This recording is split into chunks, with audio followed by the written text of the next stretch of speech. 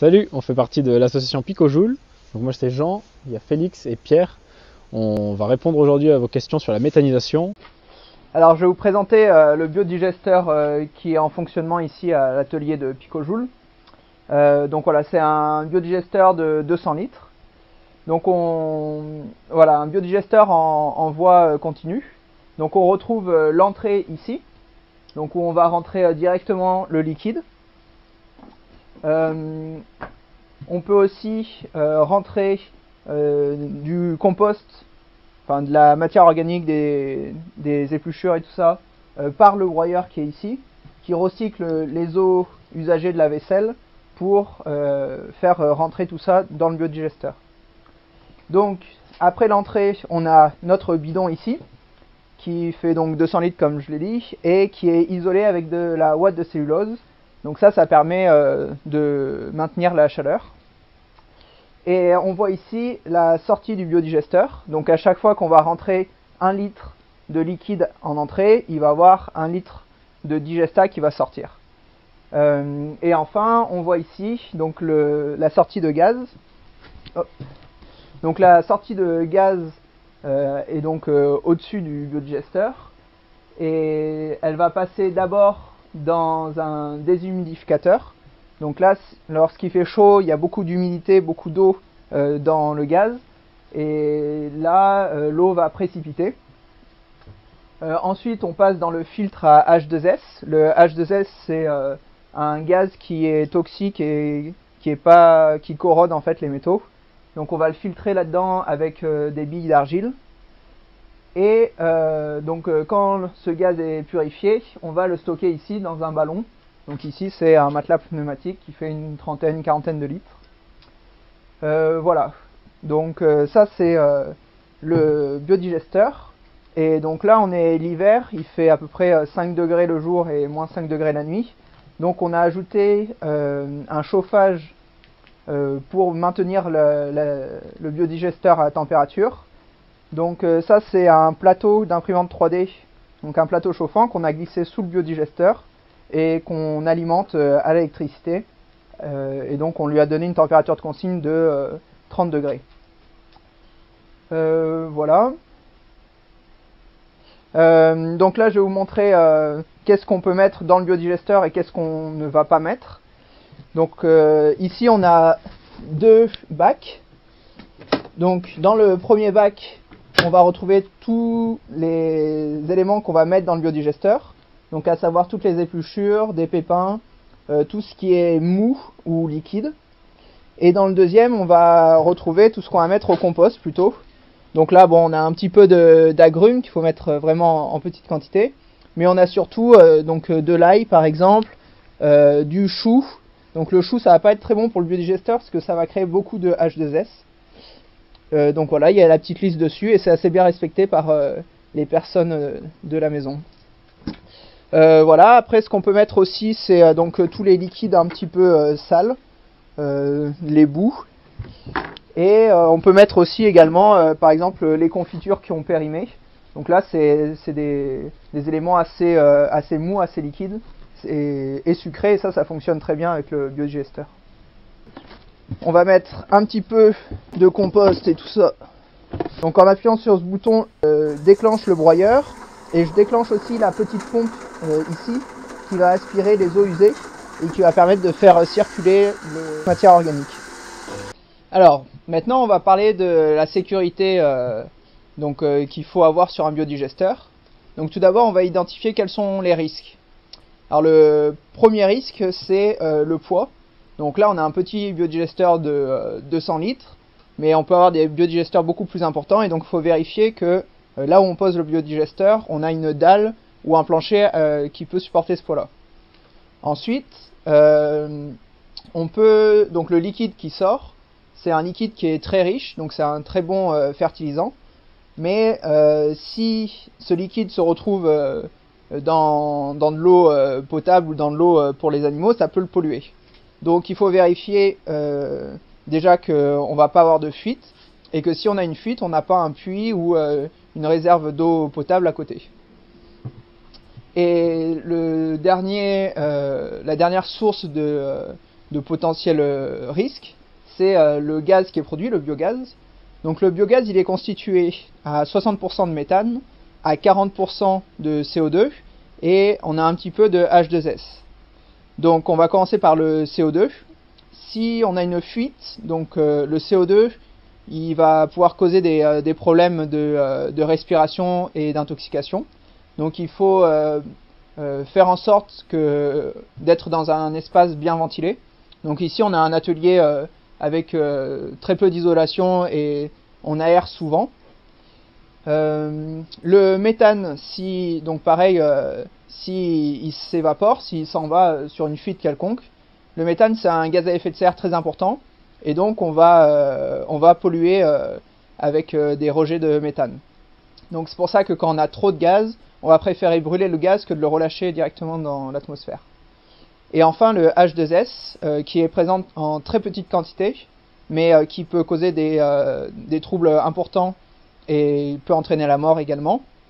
Alors l'avantage c'est que le H2S il se sent ça a une odeur d'œuf pourri et donc dès qu'on va en avoir une très petite quantité on va vite le sentir.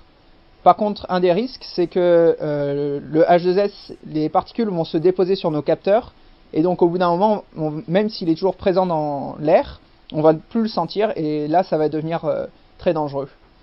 Donc dès qu'on sent l'œuf pourri, on aère le plus possible pour faire circuler l'air et enlever le gaz.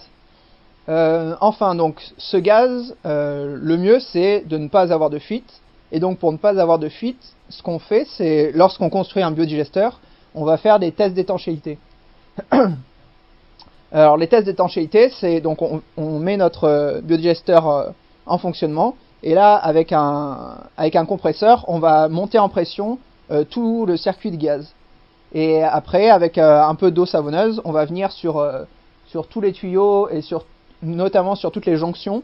On va venir vérifier que l'étanchéité est bonne. Voilà. Alors, un autre risque, c'est si votre biodigesteur, vous l'alimentez et vous le chauffez et que vous partez en vacances. À ce moment-là, il va continuer à produire du gaz. Et sur celui-ci, par exemple, donc il va commencer à remplir le matelas.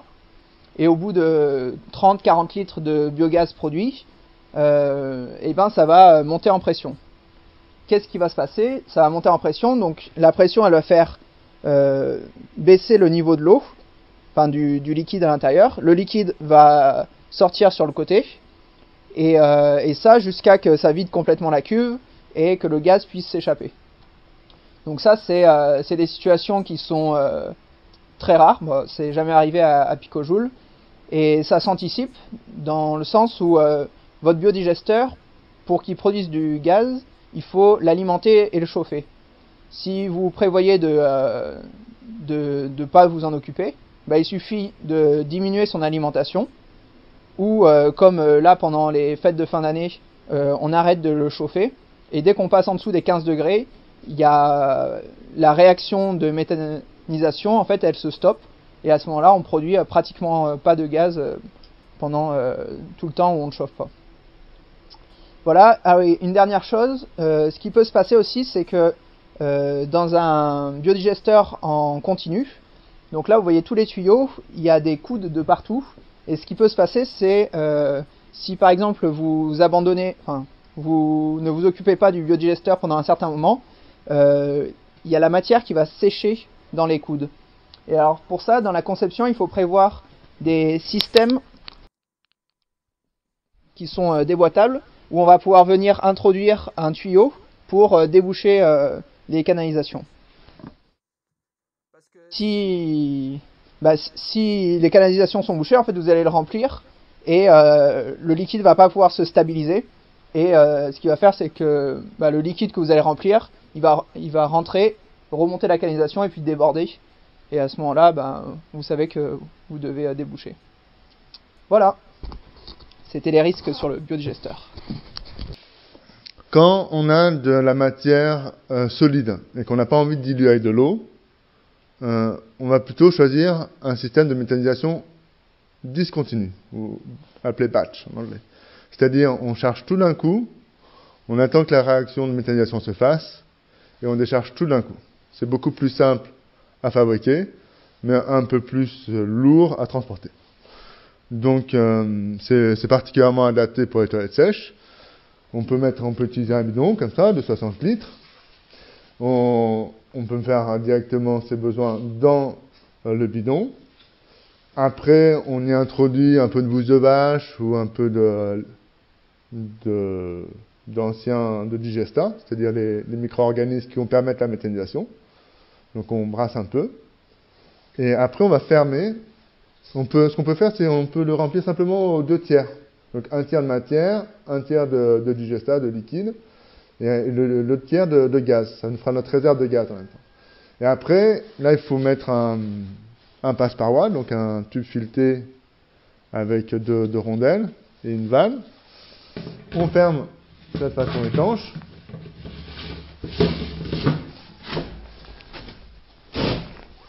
Et on ferme la vanne là. On met en place le bidon dans un endroit chaud. On attend quelques semaines. Le biogaz va être stocké dans la partie haute. On va avoir un peu de pression. Et quand on va vouloir utiliser le gaz, on pourra l'utiliser directement. Bon, après, en fonction de la température, il faut quand même le garder entre 2 mois et 6 mois pour pouvoir exploiter un maximum le potentiel de biogaz du déchet. Pour les toilettes sèches, on va pas prendre de sciure de bois, surtout pas de sciure de résineux, parce que c'est acide. Du coup, ça va bloquer la réaction de méthanisation.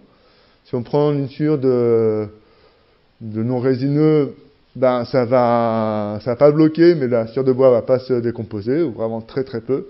Donc on a plutôt intérêt à prendre des feuilles mortes, de la pelouse, ça peut être de la paille de lin de centre-équestre par exemple, si on est en ville, ou ça peut être de la paille qu'on broie, quelque chose qui est plus tendre, ça pourrait même être des papiers journal, quelque chose qui est plutôt de la cellulose, qui est plus facilement biodégradable que de la lignine, donc du bois, qui est vraiment difficilement biodégradable. Et une fois que la méthanisation est terminée, on peut soit le composter et attendre 2 ans pour mettre sur le potager classique, ou sinon on peut le mettre sur un verger ou sur des cultures alimentaires qu'on cuit ou des cultures d'ornement, style des fleurs. En fait, le problème des toilettes sèches, la méthanisation des toilettes sèches, c'est qu'il y a un risque de pathogène, de micro-organismes qui nous rend malades. Donc la méthanisation hygiénise un peu, mais on ne peut pas garantir qu'il n'y a aucun pathogène. Du coup, pour éviter le risque de maladie transmis par les toilettes sèches, on va plutôt utiliser le digesta, là où le fertilisant n'est pas directement en contact avec de l'alimentation crue. Typiquement, on ne va pas mettre du digesta de toilettes sèches sur des salades ou des fraises. Par contre, ça ne pose pas du tout de problème de mettre le digesta des toilettes sèches au pied d'un pommier ou d'autres arbres fruitiers, ni sur des pommes de terre, parce que l'un c'est pas en contact directement et l'autre on va le cuire, donc les pathogènes vont être détruits par la température au moment de la cuisson. Merci d'avoir suivi la vidéo. L'association Picojoule est située à Ramonville, à côté de Toulouse, en Haute-Garonne. Vous pouvez participer à l'association, elle est ouverte à toutes et tous. Vous pouvez venir faire des chantiers participatifs, mais également des formations que nous organisons sur quelques jours, mais également donner soit sous forme monétaire ou sous forme de matériel, autant pour les particuliers que pour les entreprises. L'association Picojoule est reconnue d'intérêt général, ce qui permet aux donateurs et aux mécènes de défiscaliser leurs dons.